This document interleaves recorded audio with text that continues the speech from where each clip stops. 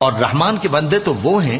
جو زمین پر آہستگی سے چلتے ہیں، اور جب جاہل لوگ ان سے جاہلانہ گفتگو کرتے ہیں تو سلام کہتے ہیں، اور وہ جو اپنے پروردگار کے آگے سجدے کر کے اور عز و ادب سے کھڑے رہ کر راتیں بسر کرتے ہیں، اور وہ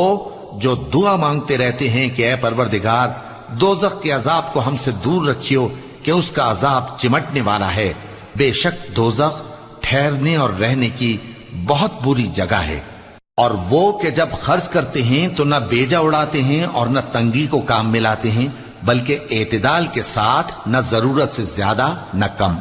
اور وہ جو اللہ کے ساتھ کسی اور معبود کو نہیں پکارتے، اور جس شخص کو مار ڈالنا اللہ نے حرام کیا ہے اس کو قتل نہیں کرتے مگر جائز طریق یعنی شریعت کے حکم سے، اور بدکاری نہیں کرتے، اور جو یہ کام کرے گا سخت گناہ میں مبتلا ہوگا۔ قیامت کے دن اس کو دور